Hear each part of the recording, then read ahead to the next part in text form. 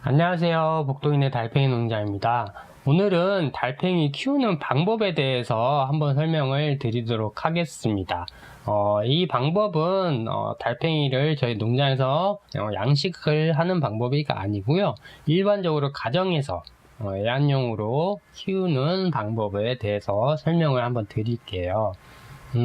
먼저 이렇게 달팽이의 구조에 대해서 한번 간단히 보고 넘어갈게요. 달팽이는 그냥 일단 보시면 앞부분에 이렇게 길게 더듬이처럼 나와 있는 걸 보실 수가 있을 거예요. 그래서 길게 나와 있는 더듬이 중에 긴 부분은 끝에 부분이 눈이 달려 있어요. 그래서 달팽이는 시력이 거의 없어요. 그래서 명암을 이렇게 밝고 어두운 정도를 구별하는 정도 수준밖에 시력이 안 되고요. 잘 듣지도 못해요. 그리고 밑에 보면 좀 짧게 나와 있는 게 또 이렇게 더듬이가 또 짧은 게 보일 거예요. 그거는 이제 촉각과 후각을 담당을 해요. 그래서 먹이가 나타나면 냄새를 맡고 이렇게 다가오겠죠. 그런 짧은 더듬이는 촉각과 후각 기관을 담당을 하는 거고요. 그 다음에 이렇게 먹이를 입에서는 치설이라는 거를 가지고 있어요. 이빨 대신 치설을 통해서 먹이를 갉아 먹으면 이렇게 쑥 몸속으로 들어가서 소화를 시키겠죠. 그래서 이렇게 해서 중간 부분에 항문이 있어서 이렇게 달팽이를 보면 한 중간에 옆에서 이렇게 뭐가 달팽이 똥이 나오는 것처럼 보일 수가 있어요. 그래서 이렇게 구조가 일반적으로 돼 있고요. 몸속에 여러 가지 기관들은 다 들어가 있고요. 달팽이 구조는 간단하게 이렇게 돼 있다. 참고해서 한번 보시면 되실 것 같아요. 자, 그리고 달팽이에 대해서 한번 한눈에 알아보고 싶게 이렇게 한번 보여드릴게요. 자, 일단 달팽이 알은요, 보통 2주 내면 부화를 하기 시작을 하는데, 먼저 달팽이 알 색깔이 이렇게 하얗게 나오는 경우도 있고 좀 노란 빛을 띠면서 나오는 경우도 있는데, 달팽이 알 색깔이 조금 다르다고 해서 달팽이가 안 좋거나 알이 안 좋거나 나쁘거나 이런 거는 아니에요. 달팽이 알은 껍질이 석회질을 띠고 있어요. 그렇기 때문에 저희 농장 같은 경우는 사용하는 칼슘이 100% 하얀색이다 보니까 거의 100% 네, 하얀색 알이 나와요. 가정에서 집에서는 이렇게 계란 껍질 같은 것들 칼슘 대신에 주기도 하거든요. 그래서 아마 계란 껍질에 이런 노란 이렇게 좀 색소 같은 게 침착이 되는 것 같아요. 그래서 이렇게 노란빛을 띠는 알이 나타나기도 한답니다. 그래서 달팽이는 부화를 하면 부드러운 야채나 전용 사료를 조금씩 주면 되세요. 이렇게 태어날 때도 껍질이랑 이렇게 다 갖춰서 태어나죠. 이렇게 귀여우니까. 그런데 주의하실 점은 태어나면 한 2, 3주 내에는 아기 달팽이잖아요. 그래서 태어난 곳에 그냥 그대로 두시는 게 좋으세요. 예를 들어서 뭐 만지거나 뭐 옮겨주거나 뭐 물을 뿌려주거나 이렇게 하면 아기 달팽이에게는 오히려 더 위험할 수가 있어요. 그러니까 몇 주 동안은 그냥 가만히 지켜보시는 게 좋아요. 자, 그래서 달팽이가 뭐 이제 한 1개월, 2개월 이렇게 잘 성장하는 시기가 되면요, 뭐 여러 가지 야채, 과일 등 골고루 먹이시면 되세요. 자, 그런데 또 여기서 살짝 주의할 점은요, 여기 보시면 화살표 노란 부분이 성장선이라고 해요. 자, 이거는 잘 크고 있는 시기라서 이렇게 자라고 있다 보니까 이렇게 노랗게 보이는 부분은 말랑말랑 할 거예요. 계속 자라고 있다는 증거겠죠. 그래서 대신에 여기가 말랑말랑해서 잘못하면 깨지기가 쉬워요. 그러니까 다치지 않게 조심해 주시고, 잡을 때는 여기 윗부분을 살짝만 잡아주시면 될 것 같아요. 그래서 어느 정도 뭐 좀 다칠 수는 있어요. 그래서 살짝 깨질 수도 있고 한데, 잘 먹이를 여러 가지 골고루 공급을 해 주시면 다시 복구가 되니까 조금 깨진다고 해서 또 너무 실망하실 필요는 없어요. 그 다음에 달팽이는 한 5개월 이상 해서 5, 6개월 정도 자라면 또 이제 짝짓기를 하는 시기가 돼요. 그래서 달팽이는 남자 여자가 암수 한 몸을 모두 한 몸에 갖고 있는 구조를 가지고 있어요. 그런 구조를 자웅동체라고 하거든요. 그래서 두 마리가 그래도 이렇게 서로 교미를 통해서 산란을 하기 시작을 한답니다. 그래서 바닥지에 보통 이렇게 코코피트 속으로 들어가서 알을 낳아요. 알을 낳는데 뭐 100개, 200개씩 나니까 보통 알을 낳는 데만 준비하고 낳는 데만 해도 한 이틀 정도가 소요가 돼요.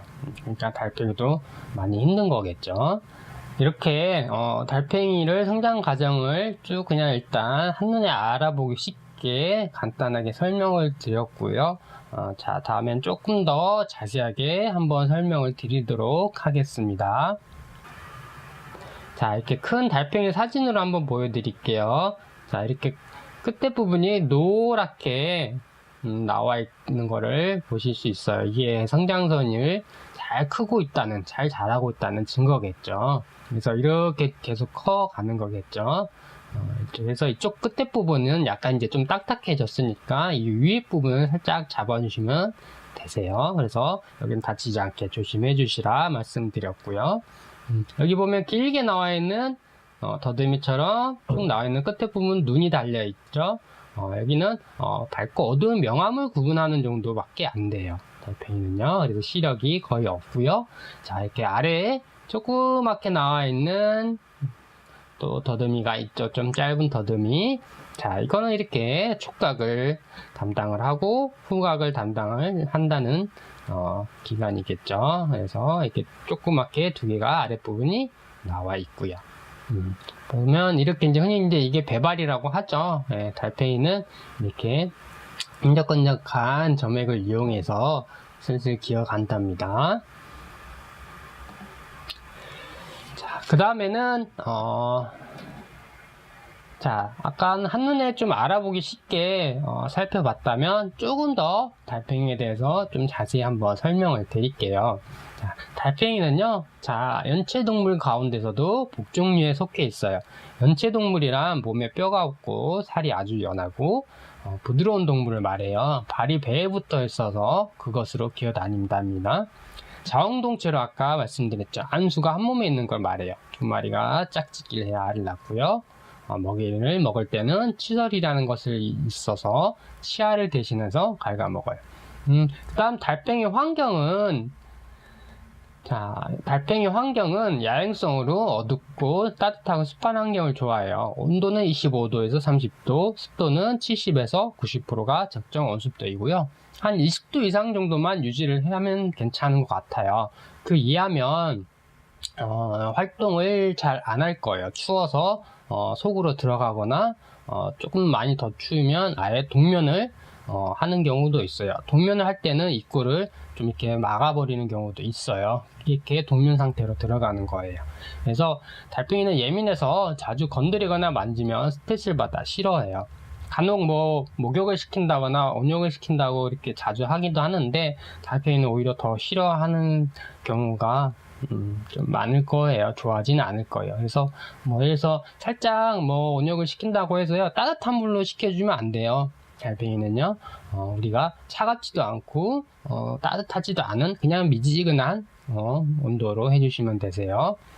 그 다음에 달팽이 먹이는 여러 가지 저희 채소류나 과일류들을 주시면 되시는데, 달팽이는 어떤 건 줘도 돼요, 어떤 건 먹으면 안 돼요, 이렇게 물어보는 경우도 많은데, 우리가 먹을 수 있는 거는 거의 다 먹을 수 있어요. 그래서 달팽이가 스스로 좋아하는 먹이는 잘 먹고요, 좋아하지 않는 건 잘 먹지 않으니까 조금씩 한번 줘보고요, 잘 먹으면 계속 또 줘도 되고요, 잘 안 먹으면 얘 싫어하는구나 하고 치워주시면 되실 것 같아요. 또 아까 달팽이 폐각 껍질 성장을 위해서 칼슘이 필요한데, 달걀 껍질을 이렇게 좀 곱게 갈아서 주셔도 되고요. 다음에 주의할 점은 또 소금이 들어간 거는 달팽이한테 이렇게 삼투압 현상이라고 해서 수분을 좀 증발하는 현상을 일으켜요. 그래서 절대 주면 안 됩니다. 자, 달팽이 바닥재는 아까 코코피트를 대부분 많이 사용을 해요. 그래서 코코피트는 손으로 꼭 쥐었을 시 물이 살짝 떨어질 정도로 맞춰주고요. 바닥에 3, 4cm 정도 깔아주시면 됩니다. 교환 주기는 뭐 언제 한번 갈아줘요? 이렇게 많이 물어보시는데요. 뭐 한 2주 내로 교체해 주시면 되는데 딱 정해져 있는 건 아니에요. 만약에 남는 변이나 먹이 이런 거를 매일매일 잘 청소해주고 치워주시면요, 뭐 한 달 이상도 사용이 가능해요. 그러니까 그거는 상태에 따라서 뭐 좀 관리를 못해서 지저분하고 뭐 날파리도 생기는 것 같고 뭐 이렇게 벌레 같은 게 생길 것 같다, 생기는 것 같다, 그러면 교체해 주시면 되세요. 그리고 아까 이거 폐각 부분도 한번 말씀을 드렸었죠. 자, 다음으로 마지막으로요, 좀 이렇게 자주 물어보시는 질문들에 대해서 몇 가지 한번 또 답변을 드려볼게요. 달팽이가 뭐 움직이질 않아요. 왜 그런가요? 이렇게 물어보시는 경우도 있는데, 달팽이는 좀 예민한 동물이에요. 그래서 이렇게 이동을 했거나, 뭐 자꾸 만지거나 환경이 바뀌면 아마 속 들어갈 거예요. 그래서 쏙 들어가서 조금 이제 적응하는 기간이 좀 필요해요. 그래서 이렇게 이동해서 스트레스를 받아서 들어가 있는 경우도 있고요. 그 다음에 날씨가 온도가 낮아서 겨울에 같은 경우 좀 추울 때 또 들어가는 경우가 있고요. 그래서 좀 온습도만 잘 맞춰주고 가만히 한번 두시면 아마 다시 활동을 시작을 할 거예요. 자, 다음 달팽이가 먹이를 먹지 않아요. 왜 그런가요? 보통 배가 고프지 않아서예요. 그러니까 배가 고프면 먹고 알아서 스스로 조절을 하니까 크게 신경 안 쓰셔도 돼요. 그래서 저희 농장에서 주는 사료는 영양분을 고루 배합한 사료기에 저희는 이제 다른 건 주지 않은데요. 집에서 이렇게 사료가 없으면 가진 아까 말씀드린 채소나 과일 같은 거를 조금씩 주시면 되세요. 달팽이가 천장이나 벽에 붙어 있거나 등에 붙어 있기도 하는데 뭐라는 건가요? 달팽이는요, 벽이나 천장에 붙어서 자기도 하고 이렇게 노는 거예요. 그래서 자연스러운 현상이니까 이렇게 천장에 자꾸 매달려 있지 붙어 있지 한다고 해서 걱정하실 필요는 없습니다. 그 다음에 달팽이 수명은 얼마나 살아요? 이렇게 물어보시는데요. 보통 자연에서는 뭐 평균 수명 5년에서 10년 정도도 된다고 해요. 그런데 자연에서는 뭐 동면도 하고 하는데 우리 가정에서는 그냥 계속 키우니까 그래도 잘 키우시면요, 한 2, 3년 정도는 잘 키우실 수가 있으실 거예요. 그 다음에 달팽이의 변 색깔이 다른데 왜 그런가요? 아까 잠깐 말씀도 드렸는데 달팽이는 완전 소화를 못 시키고 색소가 남아서 그래요. 그래서 먹이 성분에 따라서 다르게 나타나요. 그래서 당근을 먹으면 주황색 똥이 나오기도 하고, 뭐 상추나 뭐 오이 같은 걸 먹으면 초록색 똥이 나오죠. 이렇게 좀 그렇게 재밌게 색깔이 나오기도 한답니다. 그 다음에 아까 또 코코피트는 언제 한번 갈아주나요? 이거 말씀드렸는데 아까 말씀드렸을 거예요. 이것도요. 2, 3주 정도라고 했는데 이렇게 관리를 어떻게 하느냐, 남은 먹이나 배수물 잘 치워주면요, 아까 했듯이 한 달 이상도 사용이 가능해요. 그 다음에 간혹 촉발이 같은 게 생겼는데 어떻게 하나요? 하기도 해요. 우리가 집에서 과일 같은 거 왜 그냥 두면 아마 촉파리가 생기기도 하는 거를 보실 수가 있어요. 이것도 마찬가지예요. 왜냐하면 생기는 이유는 배설물 같은 게, 병 같은 게 남아있기도 하고 먹이 같은 게 남아있어서 아마 생기는 경우가 많거든요. 그러니까 잘 생기지 않게 잘 치워주시고 하시면 생긴다 싶었을 때 이렇게 좀 갈아주시면 되실 거예요. 그리고 달팽이에게 물을 줘도 되나요? 이렇게 하는데, 꼭 굳이 따로 주실 필요는 없는데요. 이렇게 좀 낮은 접시 같은 데다가 조금, 먹이랑 줄 때 물그릇처럼 먹이 그릇에다가 조금 같이 두셔도 되세요. 그럼 아마 먹을 거예요. 그리고, 그 다음에 먹이 먹을 때는 그런 식으로 해줘서 주시면 되고요. 그 다음에 코코피트도 보시면 아마 이렇게 밝은 좀 갈색으로 좀 건조해졌다 싶으면요, 분무기로 좀 살짝 뿌려주시거나 좀 이렇게 물을 좀 뿌려주시면 되세요.